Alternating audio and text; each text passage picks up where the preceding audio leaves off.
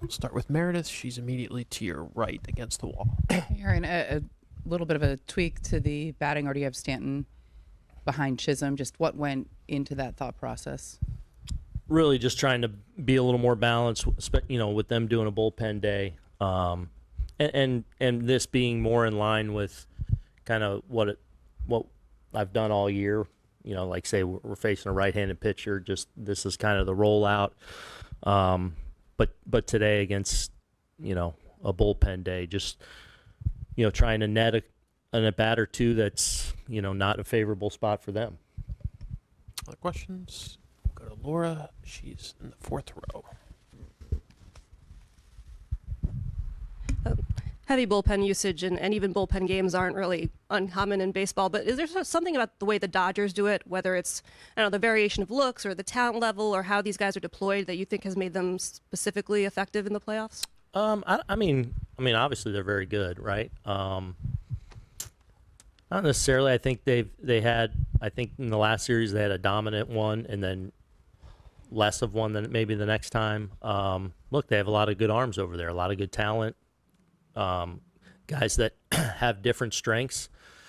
But we've seen that over the years too, with with the Tampas when they've done it a lot and leaned on it a lot, or other clubs that will go through those situations. We saw with Detroit, a lot at the back end of the year and in their playoff run. So it's not foreign or uncommon in the game, like you said. It creates challenges, but hopefully we can counteract it. Second row on the left, Peter. Aaron, about an hour ago, Anthony Rizzo was asked about calling a team meeting before Game 3. I'm interested to know just what has his leadership meant, in the years you've had him, and what's he been like in the clubhouse? Yeah, a lot. I mean, he's such a gamer. I've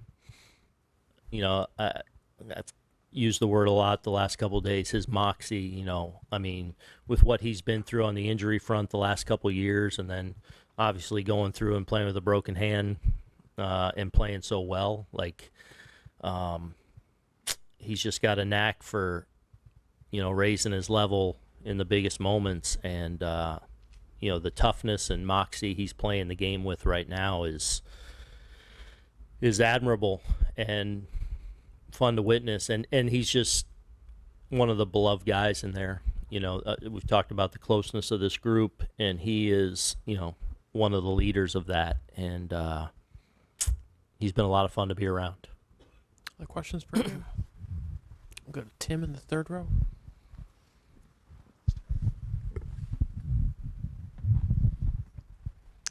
What do you hope Jason Dominguez takes from his experience this month?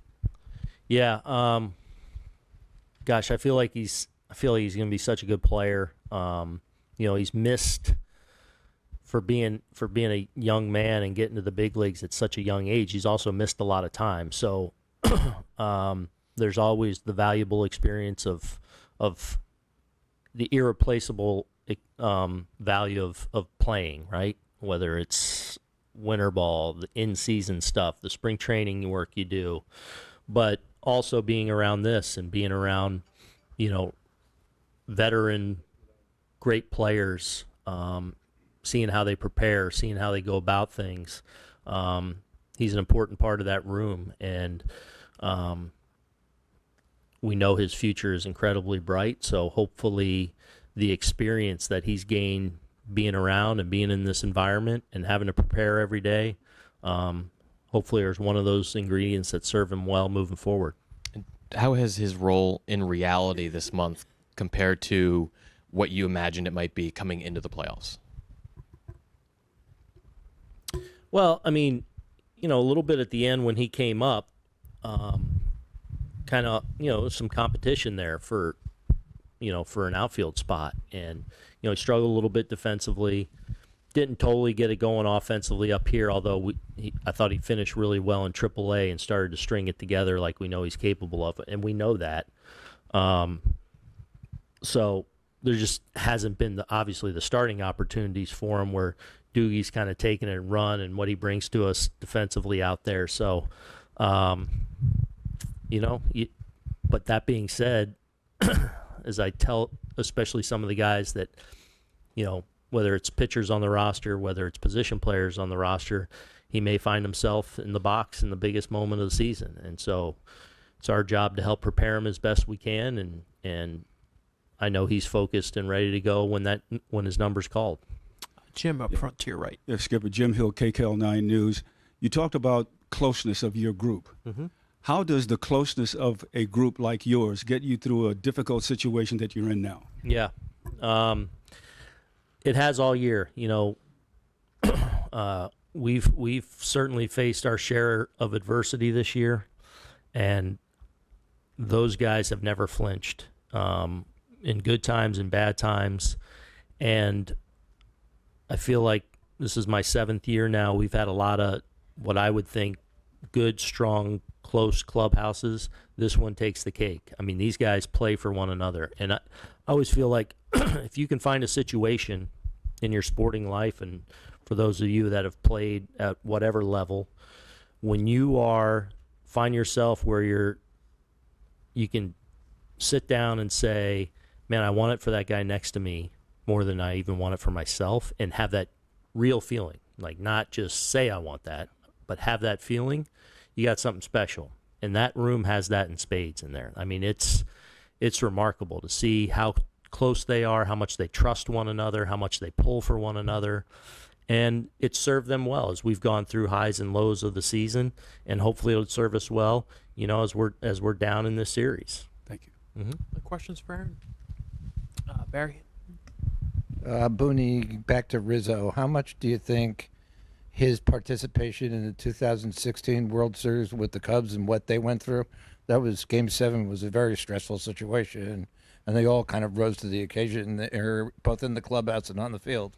Yeah, I think I think that's where guys listen to him and pay attention to him. And he does such a good job of striking that balance in these games. And I've seen it all postseason where, you kind of embrace the pressure of it all, but also making sure you're having fun intertwined in that. He does that really good. Like, there's been some really good moments, where, we've lost a lead or given up, in some previous series where, it's like he'll pause and look around. Isn't this great, guys? Like, appreciate this. Appreciate the opportunity to play in these high-stakes games. And I think he does a good job of helping settle guys and also paying forward, like, and sharing his experience. And guys perk up at that.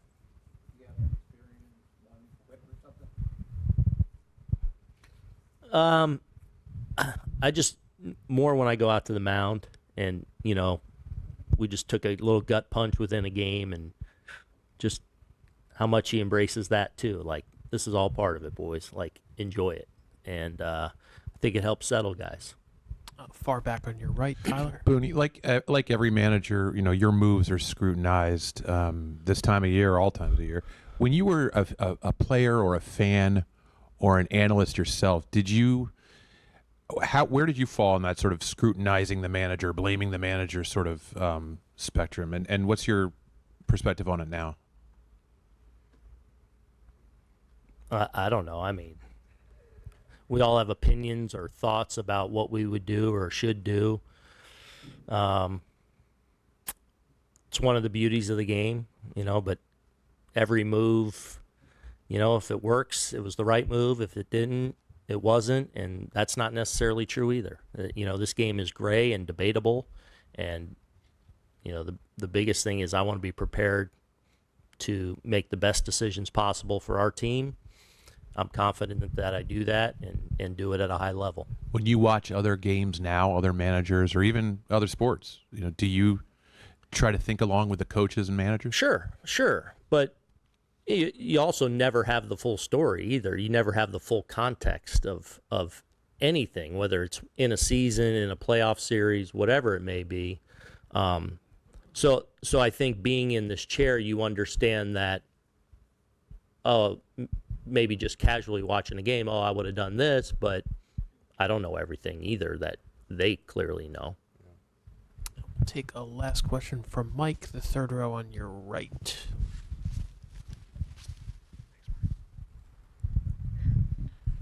Aaron, from the from the day Anthony Volpe got here, you've been steadfast in his confidence in his mental makeup and emotional makeup and everything.